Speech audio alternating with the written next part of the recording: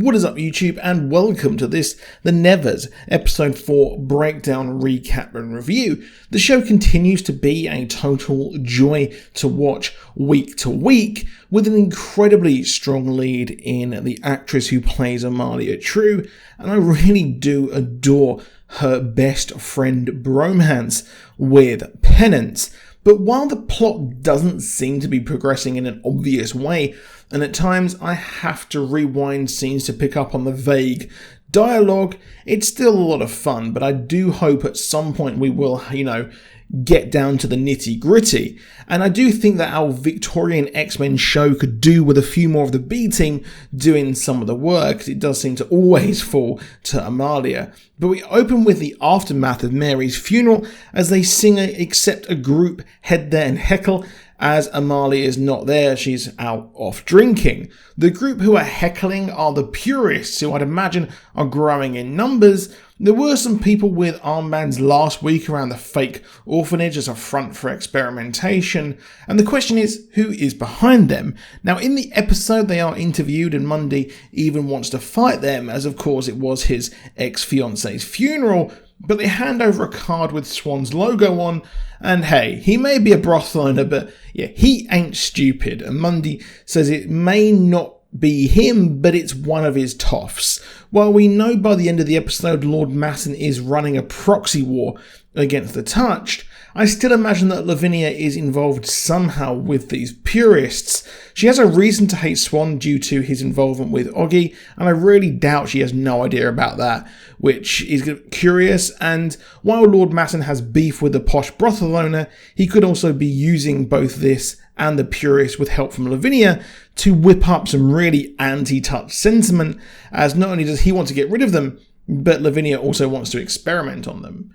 Now, most of the first part of the episode features a guessing game of where Amelia is, and I'm not sure I really like the trope of this strong woman being tortured and going out and drinking as a crutch. It just seems a bit cliched to me. But she returns home just as Annie and Horatio are talking about her, and the papers are blaming Malady for the murder, and they discuss Odeley, the hulking, huge mass that attacked Amalia. They want to find the murderer, but there are so many people who hate Amalia at the moment, such as the Beggar King, Malady, and even the establishment. Now, while they all pursue their leads, with Annie meeting a really cool-looking Beggar King hench lady who denies the Beggar King's involvement in the murder of Mary, all the while with flirting with Annie. Hey, I ship it. But of course the Beggar King isn't going to be behind a murder like this in broad daylight, and considering his touched hench people with Nimble and Odeley, yeah, I doubt he would risk losing their loyalty. Now, Penance also turns up a blank interviewing Oggy as he gets mumbled, thinking she is there to discuss him mugging her off. I loved her Wild Wild West style technology, but all she learns is that he's down bad and he is touched. Personally, I'd like to think that Lavinia does know this and is doing her experiments as she's jealous that he actually has powers. Now, we also have Malady as well, who goes to see Inspector Mundy and threatens the person in charge of that police station. And I did think she was actually killed when Mundy did smash her head into the wall and choked her, but she's just knocked out. And it's interesting that the person who was most affected by the murder of Mary, her ex-fiancé who still kind of likes her, yes, he wants justice and doesn't want Malady to be simply killed, and that's curious nonetheless. And I'd imagine that Masson is also hoping that she will be a scapegoat for everything. Now, it is Amalia who learns the truth of what has happened on her investigation as she meets Lord Masson.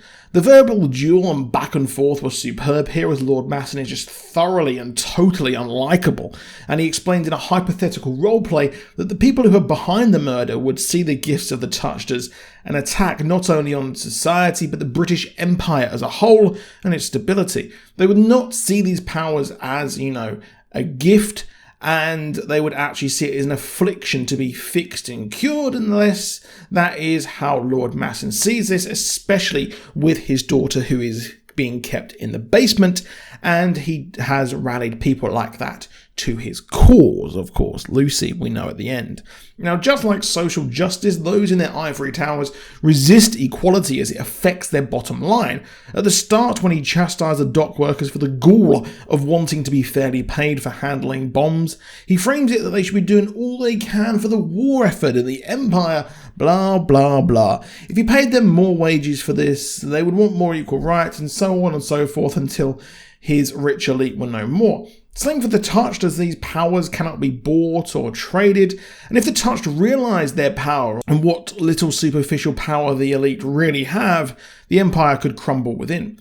Now, of course, all Masson cares about is money, which gives him power, and Amalia, upon being told this confession, goes for the docks where Lucy has been banging on about all episode, about how he has arms and the workers are being downtrodden. Well, Amalia wants to blow it up. However, we learn that she was the spy, Lucy, all along, and Amalia kicks herself for not thinking of it sooner.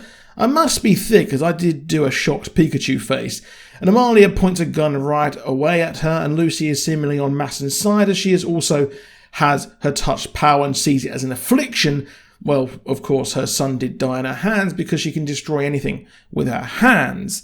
And of course, she hates Amalia as she sees her wasting what she has. And this was a curious plot twist, but kind of wasted, as I think Lucy could have had a better speech here, some better dialogue.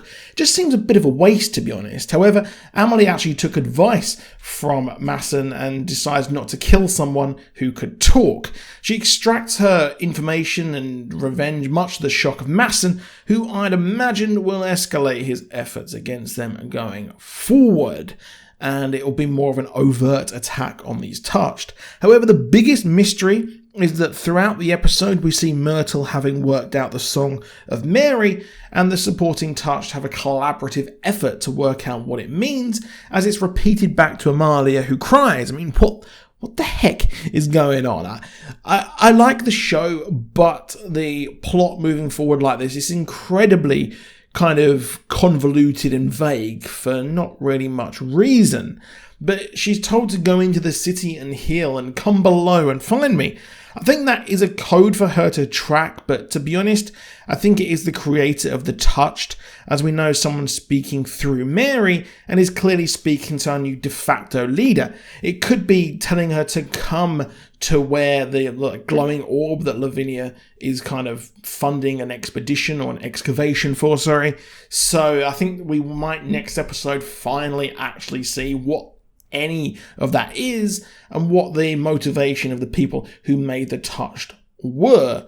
But I'm not holding out hope. I'd imagine we're going to have some double speak and things like that. But Amalia knows who this person is. It's very curious. But of course, she can see the future. So a few episodes ago, I did mention that I do think that she has seen something that she hasn't mentioned, and we obviously haven't seen her have a vision of. So I think that when she got her power, she had a really strong vision of where this whole storyline is going. But let me know what you think down in the comments. Please do drop a like if you enjoyed the video, and do subscribe with notifications on, as I will be bringing you videos on the Bad Batch and Jupiter's Legacy this week. I'll see you soon, and goodbye.